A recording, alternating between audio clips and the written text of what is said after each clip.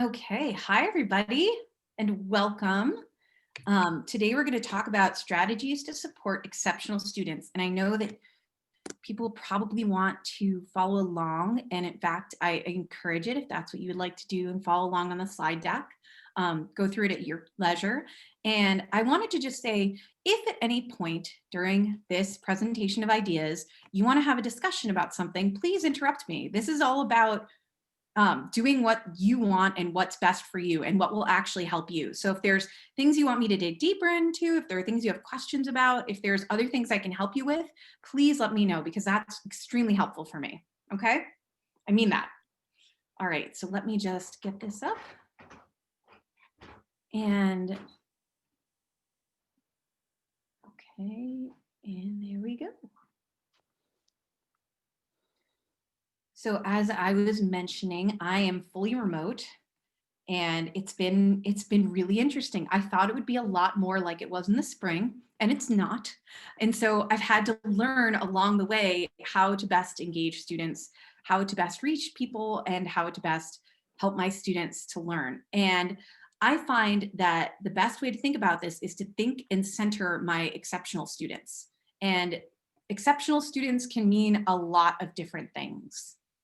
So, someone said they can't get the link to click.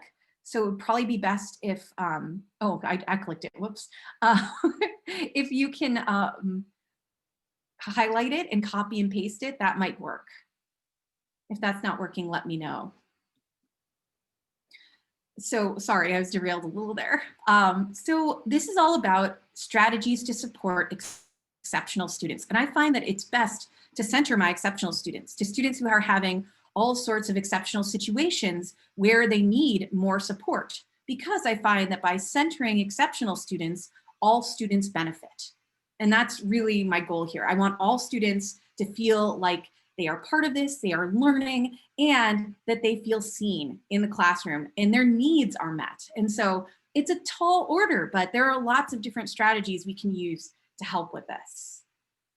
And so I just wanted to introduce myself first. Hi, I'm Maureen Lamb. I am the Academic Technology Coordinator, Language Department Chair, and Latin, Ancient Greek, and Mythology instructor at the Kingswood Oxford School in West Hartford, Connecticut.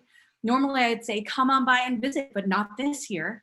But in future years, please go by and visit.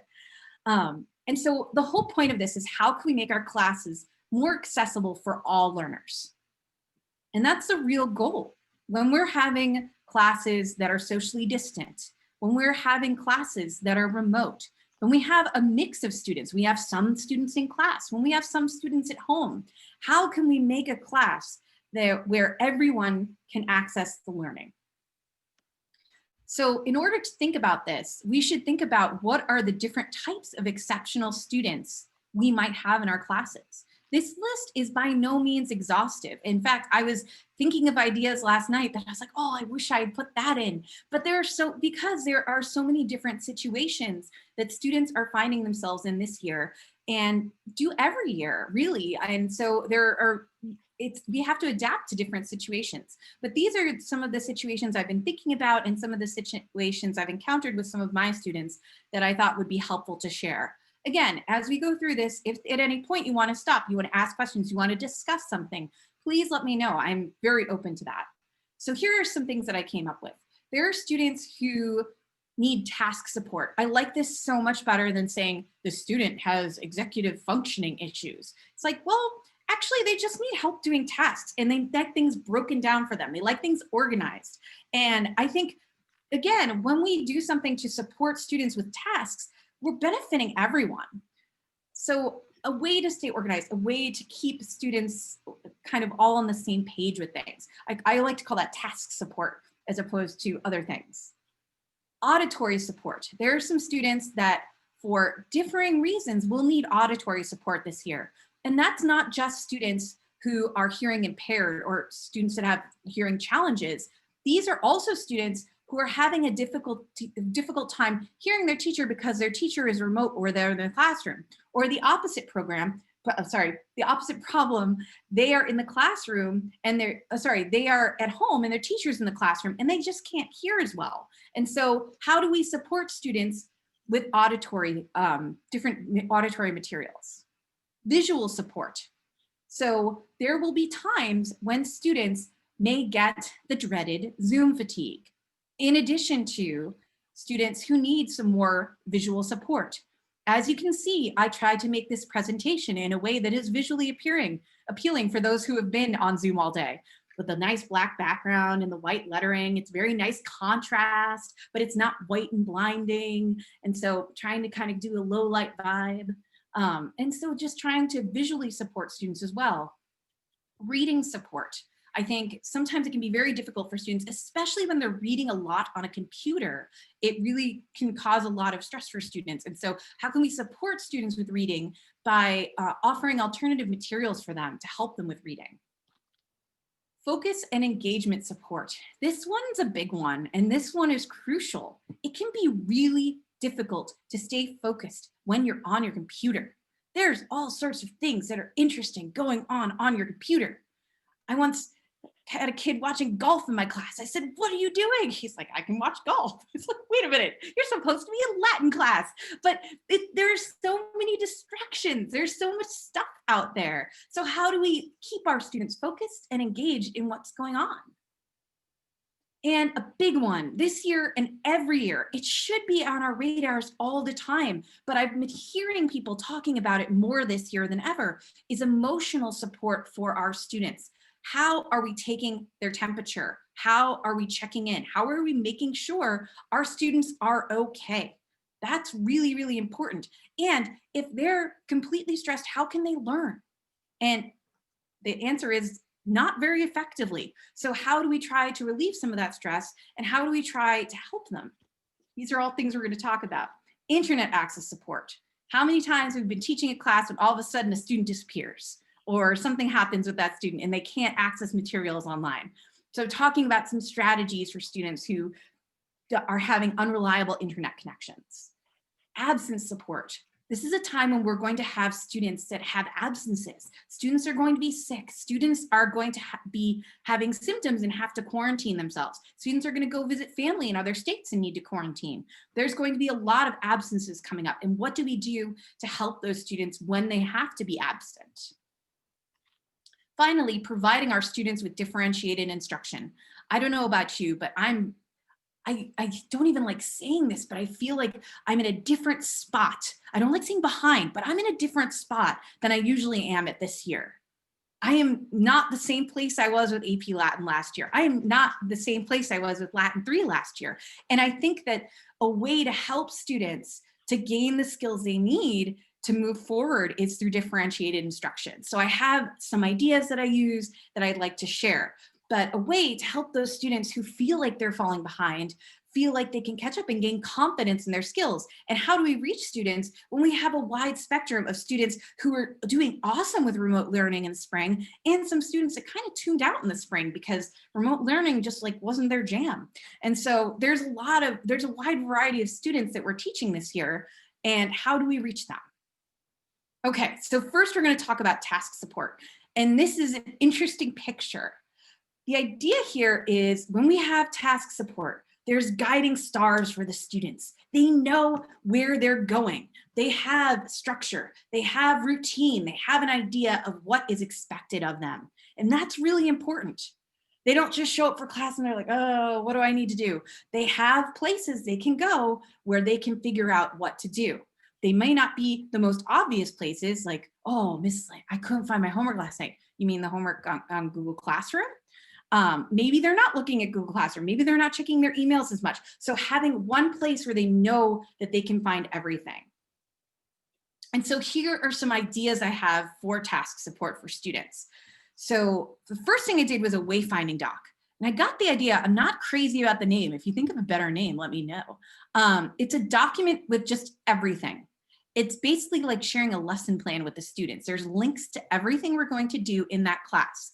And I like to separate the activities into asynchronous and synchronous activities. The asynchronous activities tend to be things we're either doing in a station rotation model or as homework, which is more like independent work now, because who knows when they're doing it, and they do it when they can. The synchronous work is all of the things we're going to do in class. That way, if a student joins late, if a student loses internet connection, if a student just doesn't know what's going on that day, they can go to one document and figure out, okay, today we're doing this, this, this, this, and this, and everything's in one place. And if they skip a day or they miss a day, they can go to that day on the document and say, okay, that day we did this, this, and this, and this. So that's really helpful. Another thing that is really helpful this year is to have clear due dates. Those appear on the Wayfinding Doc, but also are replicated in my students' calendars on the LMS. So the Google Classroom has all of the calendar dates and links to their Google Classroom. Also, it's really important just to make sure students are on task, to make sure students are understanding, to have frequent formative assessment in order to have feedback. One of the most important touchstones of learning, where you have distance, where you have not as much connection with those students as before, is to make sure you have a feedback loop with those students. You may not be able to be physically present with those students, but at least you can have feedback back and forth with those students so they know that how they're doing and you know how they're doing, so that both of you have a good sense of what's going on. Another thing that's really helpful is to have check-ins. So either it is an entrance ticket to see what they learned from the time before, or an exit ticket to see what they learned that day. That way, you, again, just like the frequent formative assessment, as a type of assessment, checking in at the beginning and end of class, just to see how everyone's doing. Here are some tools that I use for task support. So I would say that Google Slides has been my saving grace this year. It really is. A Google person called it the Swiss Army knife of the Google Suite, and I absolutely believe that. It is just such an important tool. It can do so much. But I think making a Wayfinding Doc, which is a template I took from someone, but now I'm embarrassed to say I can't remember. So if you know where I stole it from, let me know. But it's really, really helpful for me. And again, has all of that material. I'm using Google Calendar very frequently, and I'm using due dates on the LMS and using it to remind students. I can put reminders in Google Calendar if I think students are going to forget, so that they will get reminders of events before they happen. So that's been really crucial. Using Google Forms, Go Formative, Pear Deck, and Google Slides in order to create frequent formative assessments. I'm going to show you some examples of these a little bit later on, and also an example of the Wayfinding Doc. Also, for entrance and exit tickets, using Google Forms, Pear Deck, and polls. For polling, that's more of like an entrance ticket for me. I'll poll students to see either like what they thought of what they worked on, or what they found challenging, what they found difficult, not difficult. And a poll is kind of a nice way to take the temperature of the class really quickly and just see if we're all on the same page. So here's a sample Wayfinding Doc. So we're reading the story of Sisyphus, which is why we have a lovely Sisyphus picture, although it kind of looks like he's playing basketball with that boulder there. But that's okay. And so what I do is I have links on the side. Oh, no, not right now. No, thank you. Links on the side to each day so that students can go to each link and see the day, and then have a list of everything that we're going to do that day. And also their asynchronous work, which is kind of taking the place of homework at this point. So students can go on, these are all linked, and they can see exactly what we're reviewing that day. So there's a lot of stuff, but when a student comes late to class, when a student misses class, they can go to this and they can know exactly what we covered each day. And again, I'm using a lot of that black and white contrast just to make it more visually appealing to students and easier to read. And again, everything is linked that needs to be linked. And so it's been a really nice grounding thing for me too, so that I need to know what I'm doing each day, which I usually do, but I never write it out like this. And so it's been pretty neat to have that, and to have a record of everything I'm doing every day. It's been really nice, and to have all of those links so they don't go missing in the Google Drive somewhere. It's a grounding thing to have for everybody. And so I really like doing this. If you want a template for this, I'm happy to send that along. I'm going to provide my email at the end, and feel free to reach out. I mean it. I will get back to you, I promise. All right. So that's what the Maureen, can I ask two quick questions? This is Kate. Yeah. Hi. Hi. One is, are you sharing with this with them during class, so they're seeing where they're going? Yeah, they have this before class. So I actually share this on Google Classroom. So they Right. have a link, but I also share it on Zoom during class. Okay.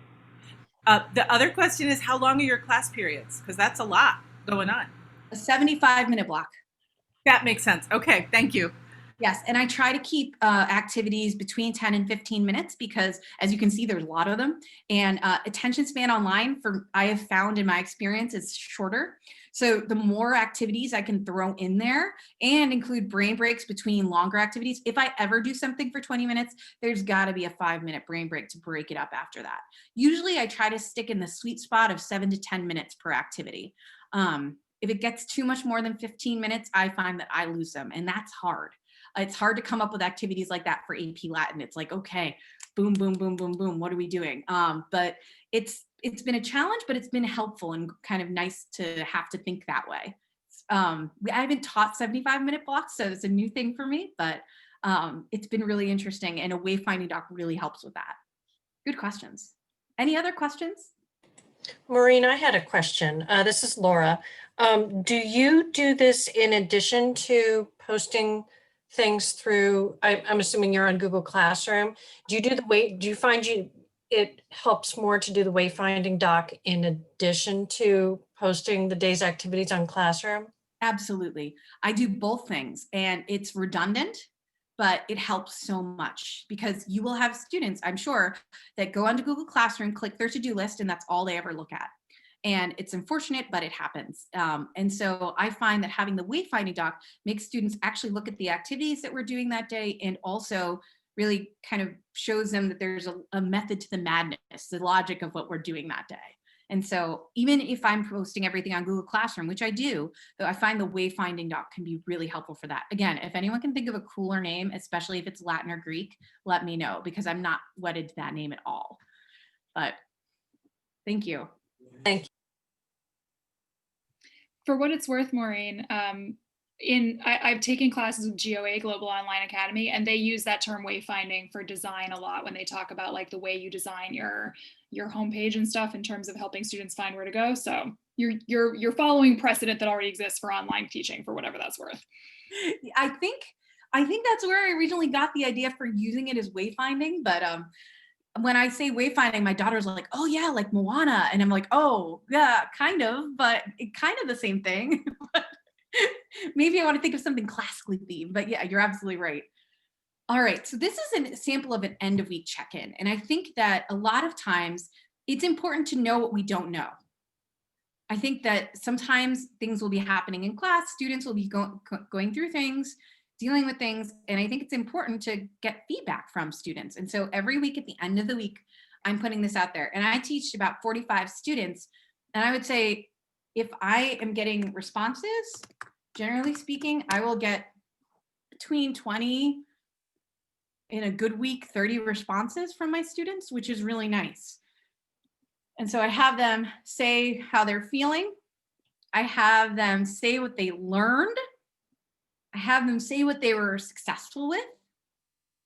I ask them what they want to work on. I ask if they completed all of their assignments. That's important. And what do they want me to know? And I've gotten all sorts of things there about what they would like me to know. And I'm so grateful for that, because I feel like a lot of times, even if I'm catching a kid at the end of class and asking about how they're doing, they're not going to tell me necessarily what they want me to know in a public setting. But if I'm giving a survey, they feel more comfortable sharing and opening up. And so that's been really nice. And I also ask, how can I help you? And that's been really grounding as well. I think some students say, yeah, the Wayfinding Doc is awesome. Others, oh, it's so redundant. But you know what? If it's working for some people, we're going to keep doing it. Or, oh, I love Pear Deck. Pear Deck is the best. Or, no, I love Go Formative. Pear Deck is terrible. But so I get a sense of what's working for the students and what's not. And sometimes there's contrasting information and contradictory statements. But I think in general, it's really helpful to have this feedback. And my school's policy is to have a survey once a year of students that's a formal survey. But I have taken it upon myself to informally survey students for years, but never on a weekly basis. I feel like the weekly basis is really, really nice and really gives me a good sense of how students are doing. So I think in the future, I will certainly continue doing this even post-COVID, because it's really telling me a lot more information than I ever thought it would.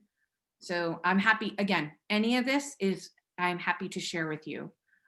So let me know if you want links to any of this. They should also be in here. Oh, here's a sample Pear Deck check-in. So I find it really helpful to do Pear Deck. I love Pear Deck. And if anyone's doing the Sisyphus novella and wants lots of Pear Deck fun, let me know. I'm happy to share all of my stuff. But at the beginning of Pear Decks, I really like to check in and see how students are doing. And Pear Deck has these great social emotional checks. And so one of them is a stress check. And again, these are optional. I don't make students do this, but it's really interesting to see what comes out of this. Because if I find that students are not in a good place, then I can ask follow-up questions, say, did something happen? Is everything okay? I know I'm not physically in the classroom, so are things going all right with you? And so it's interesting. I find sometimes kids are saying, oh yeah, I have two tests today. I'm just really, really stressed. And so being able to kind of check in and follow up with students individually has been really nice. And again, I wouldn't put a kid on the spot. I wouldn't say, oh, looks like you're having a bad day today, Lindsay. But I might like ask, like, how are you doing in the Zoom chat privately, so that that student can share if they feel comfortable, but no pressure at all. Just to kind of see how they're doing and seeing what I can do to help them. Also, this has been really nice. What is filling your bucket today and what's draining this? I use this a lot with my advisees. Sometimes we just say it out loud, just like what's going on. We sometimes use rose and thorn, like what's something that's not going so well, but what's something that's awesome? What's something that is going well? Because they're going to have a lot of these things. And so it's nice. And this is not something I share publicly. When I do Pear Decks, I most often do Pear Decks asynchronously. I don't have students showing answers. So especially if I'm going to do a social emotional one, I would not share student answers. I think keeping student privacy is really important for this. But they're very helpful. All right, any questions on task support?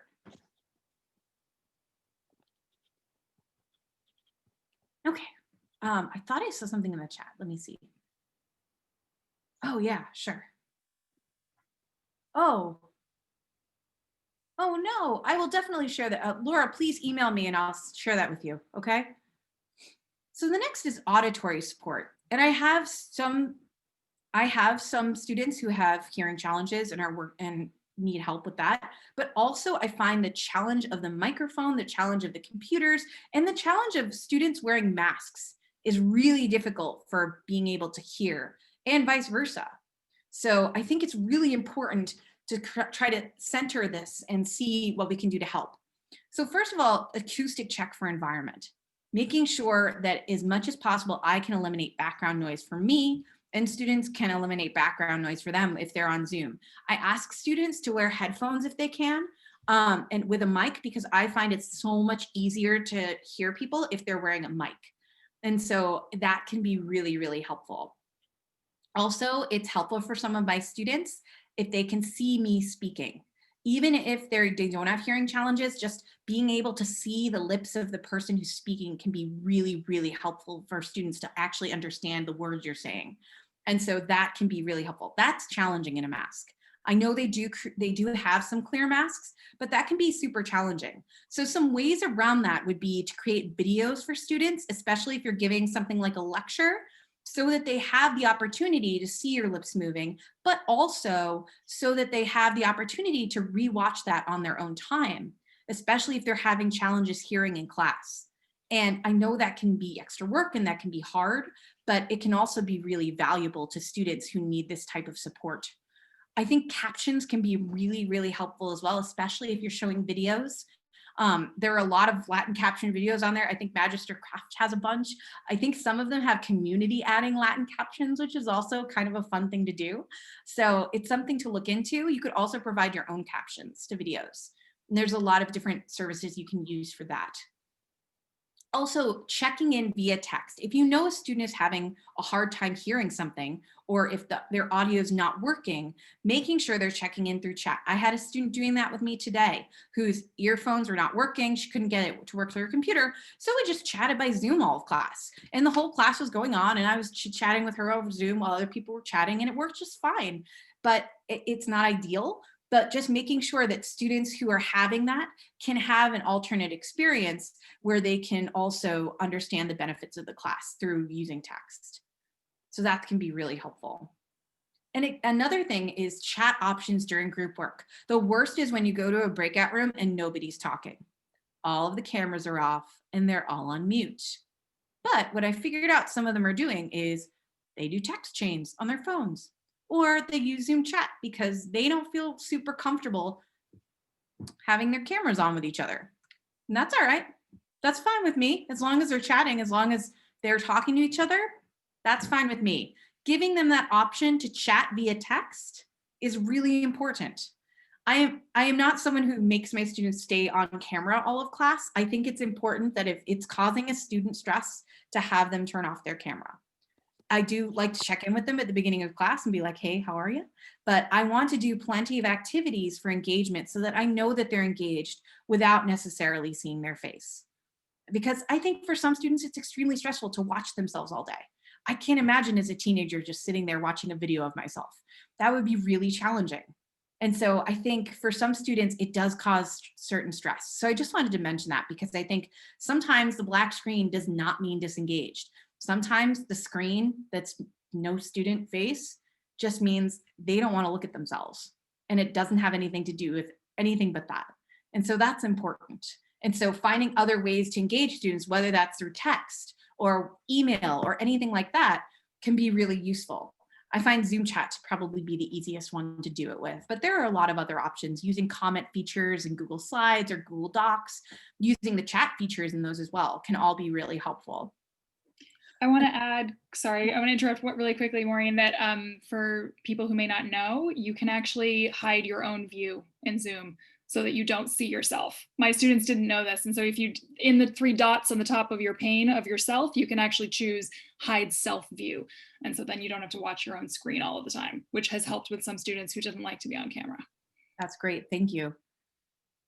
Another thing that's helpful is when you're giving a long lecture or when you're giving along anything with speaking aloud or anything that's auditory for students, making sure that you can summarize the content in text form. Just like a presentation like this, you have text that's basically summarizing what I'm saying, and you can follow along as I go through and you're listening. But if you just saw this, you could probably glean a lot of the information that I would be saying. And so making sure students have the same opportunity for that. A visual cue for changing activities can be really helpful. At the end of an activity, I wait till they all give me a thumbs up, or I have them say wait if they need me to wait before they're finished an activity. So kind of a visual cue for when I should move on. So giving me a thumbs up and letting me know it's okay, or telling me to wait and no, it's not okay to move on. I think that's really important. And that way all the students who are doing it can see it. Also, they use the reactions for that in Zoom. So thumbs up reaction, or they use a stop reaction. So it really depends. If students, don't want to show their faces, they can do that. Another thing to do is when you are doing something with videos, images, just break up the content with headings. Let students know what's coming next. And that helps with auditory support so that even if they can't hear everything you're saying, they have an idea of the flow. By understanding what the title is, they know what's coming next. And so that can be super helpful as well. So here are some tools that you can use for auditory support. Obviously, there's YouTube and Vimeo, and they both have a lot of options for captions. Text communication. So one of the things I like to do when I'm doing formative assessments in Pear Deck or Go Formative is give students chat feedback. So I go through, I gave a test today in Go Formative, and I was chatting away with the students while they were taking the test, giving them feedback as they went through. And so that was really nice because I could give them that feedback without kind of going over and standing next to their desk and telling them what's going on, as I would usually do during a test, and circulate through the room and see how everyone's doing. But doing it this way, I can individually contact each student. They don't know that I'm contacting them. They don't know that I'm contacting other people. So there's an element of privacy there, and I'm able to give feedback. So these are both great tools for that. In presentation tools, if I don't want to create captions, something I can use to record what I'm saying is the text to speech function in the speaker notes. Again, I teach with Google Slides every day. So if I turn on the text to speak function, It's not perfect by any stretch of the imagination, but it's pretty good at capturing what I'm saying. And when it makes mistakes, it's kind of hilarious. So that can be fun too for students. And additionally, as I was saying before, having that option for chat communication, especially if I have a student who's had audios going in and out, if something's helping, making sure they have an option, whether that be email or Google Chat or a chat within the Zoom conference, whatever works, however you can get that communication.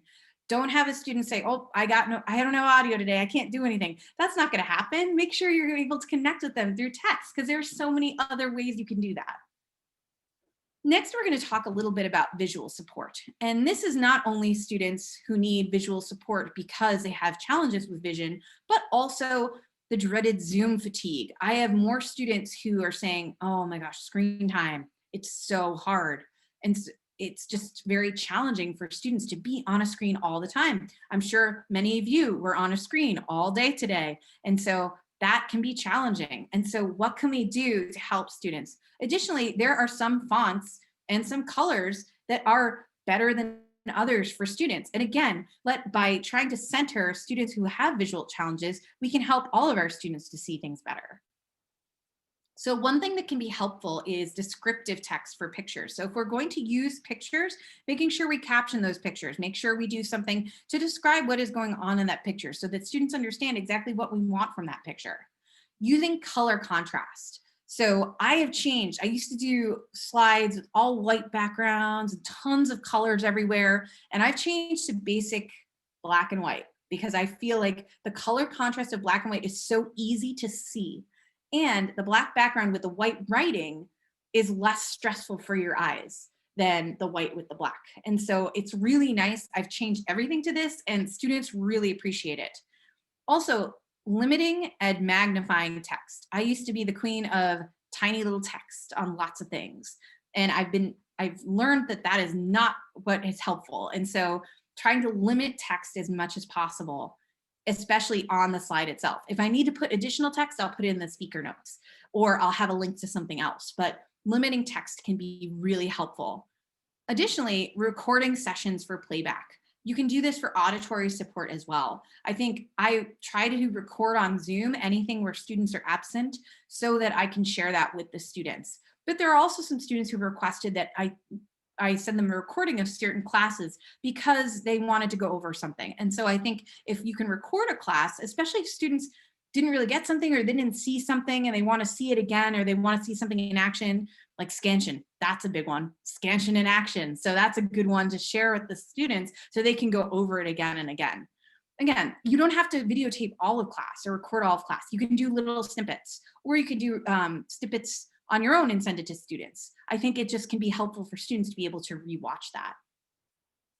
There are also certain fonts that are better for accessibility. Now, I want to caution that accessibility does not mean that they're necessarily quicker to read. They are just more comfortable for students to read. And this is great for students with visual challenges. This is great for students who are dyslexic or who have any sort of visual challenges like that. Because if you use these types of fonts, they're much easier for students to see. And this, again, benefits not only those students who have vision challenges, but also benefits all students because people in general find these fonts easier to read. It doesn't necessarily, again, mean that they can read them more quickly, which I found fascinating. I was doing a little research on this because I had a student last year who was kind of opening my mind to all of this. And she was saying it's not a quicker read. What it is, it's a more comfortable read. So why not make our text more comfortable for students? I am guilty of being a Times New Roman person for many, many years, but it is not a comfortable text for students to read. So I've been experimenting with other texts this year. And so far, Verdana seems to be the most liked text, but I'm going to keep working on the different fonts and seeing what comes. And yeah, it's interesting to experiment because we all have our favorites, but we don't realize that perhaps it's not to our students' benefit if we're just using our favorite font. So I think surveying my students, seeing what's working for them can be really, really helpful. And it was something I was not even aware of until really last year. So it was really helpful to have those conversations. Another thing that's near and dear to my heart, because my father was colorblind, is I use a lot of color coding, and I was not as aware as I ought to have been that I had students who were suffering from color blindness. So thinking about what colors I can use for contrast that will actually work for students who are colorblind. So this is something I'm trying to work on more and more.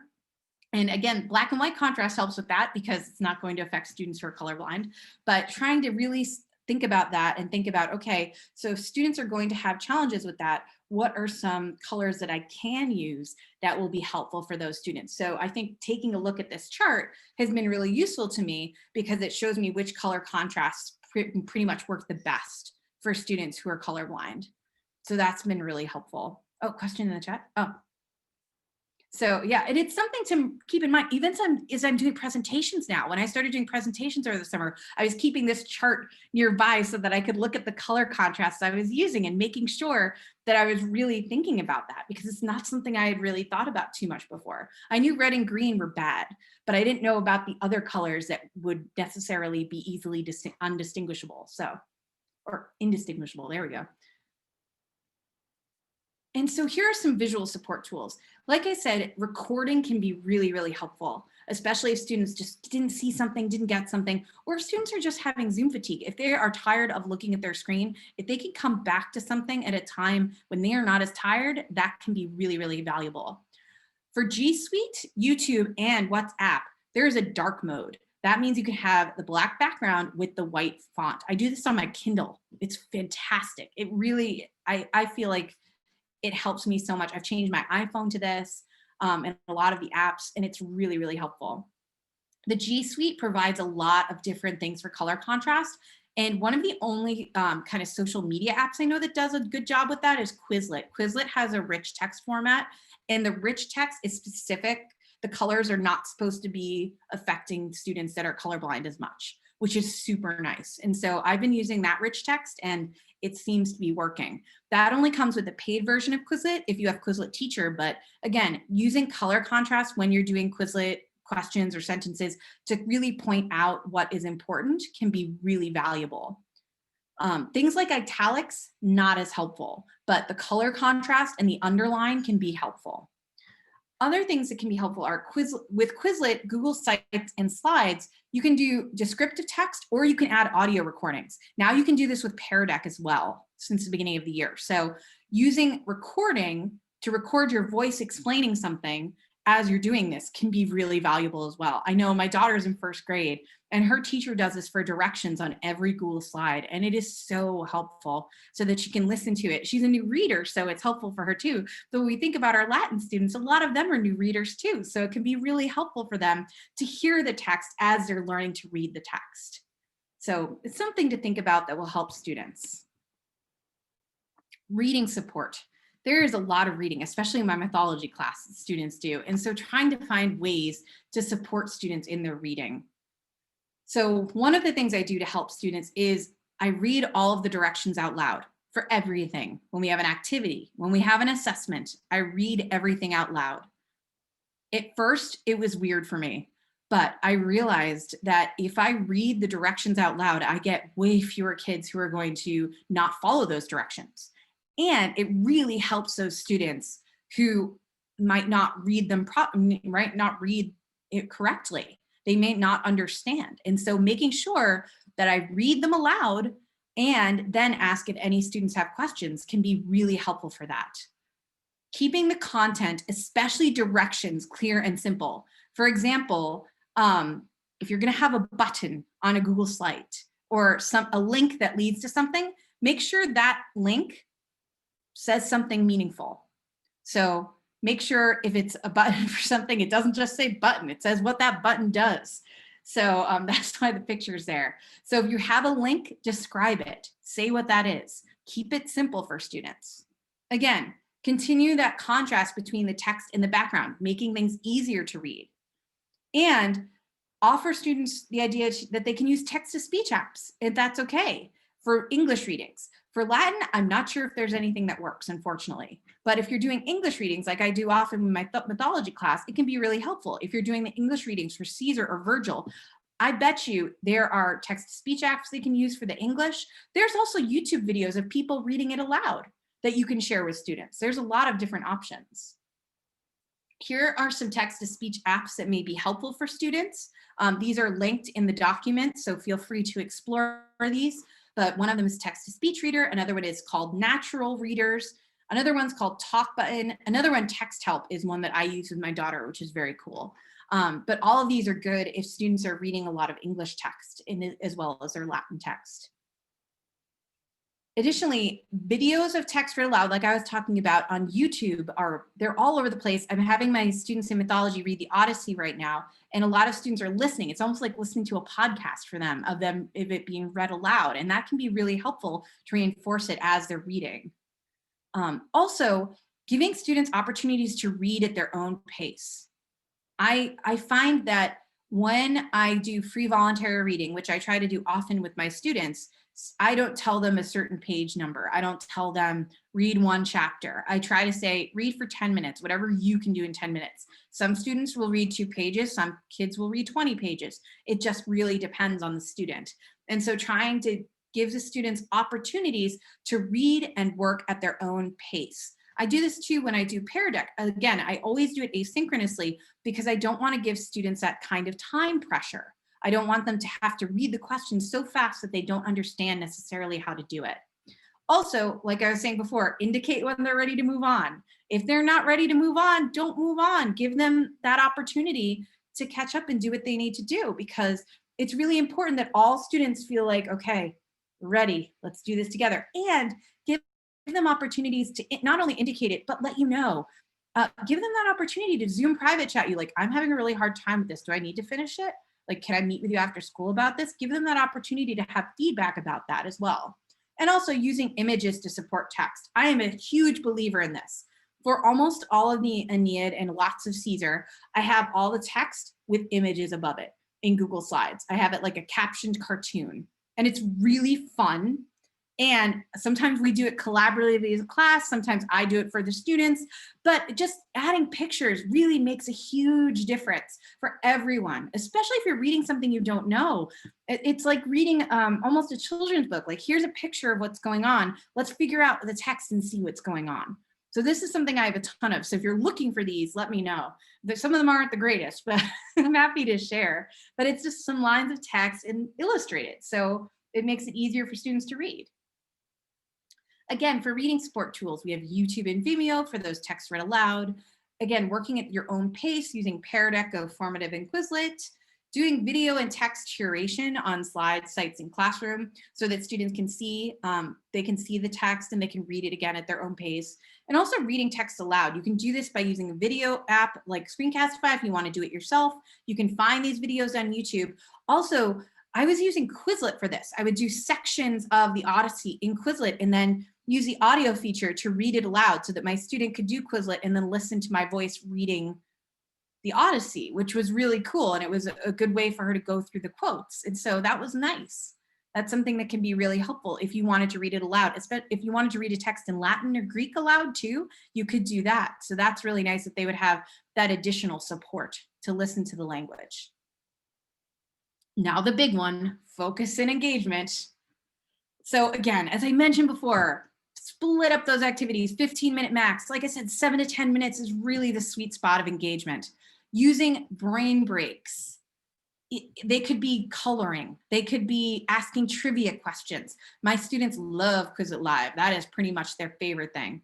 Kahoots, if you want to do a mindfulness activity, if you want to have students breathe, if you want to have them visualize, if you want to have them reflect on what they're doing.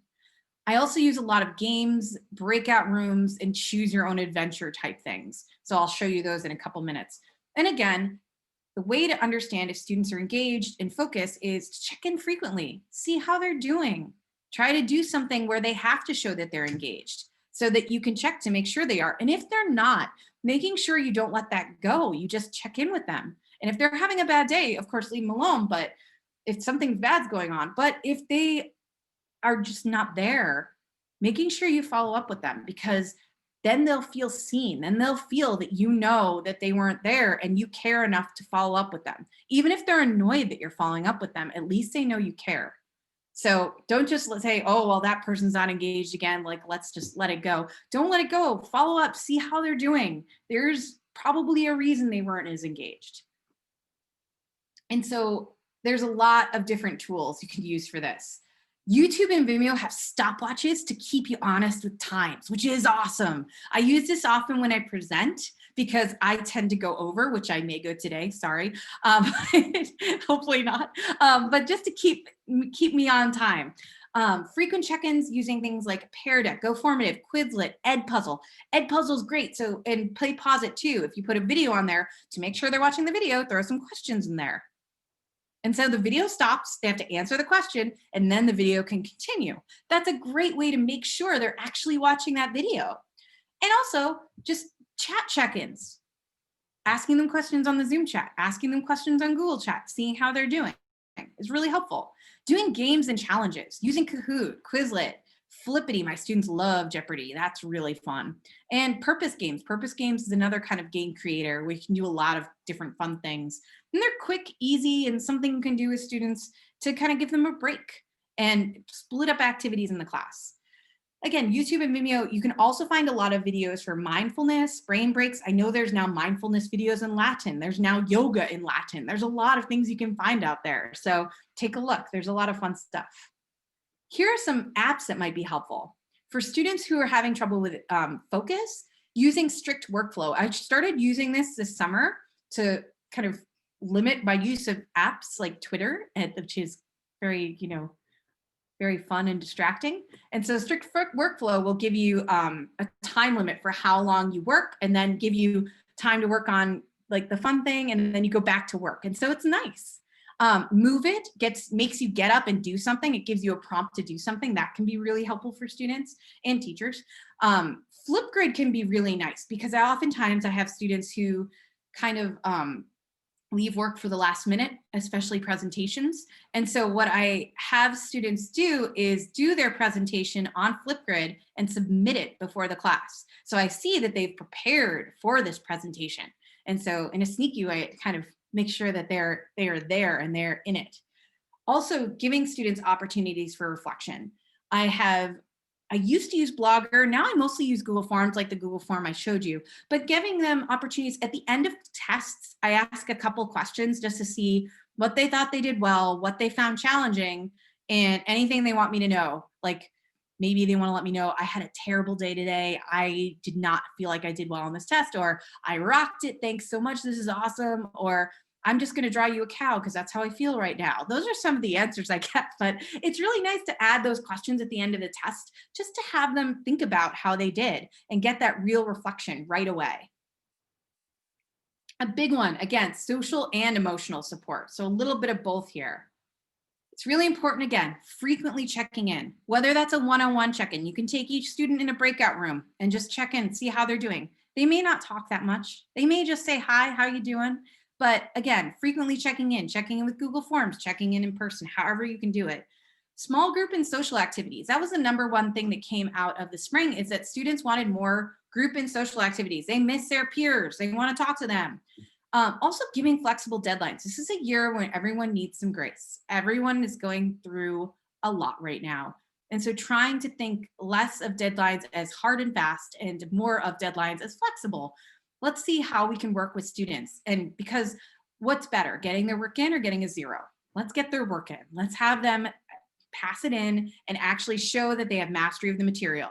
Because if not, that's not helpful for anyone. Also giving options for engagement. I love choice boards. I think they're really fun. And so I've changed to all homework choice.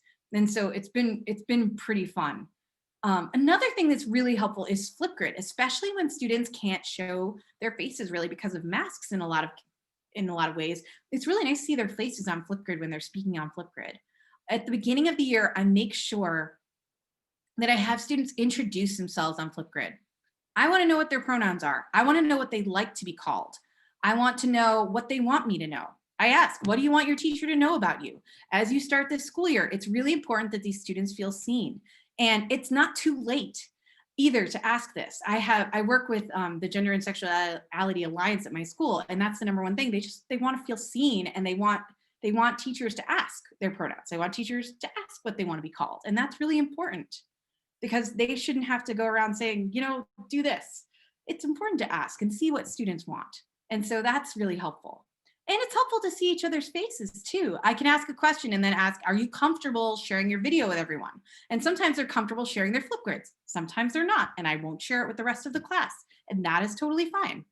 So it can be fun too if they want to respond to each other's videos, especially if they're doing something in Latin, like, I really like cats. Actually, I don't like cats. I like dogs. Well, I think dogs are silly. Like something like that, like a little debate thing can be really fun too.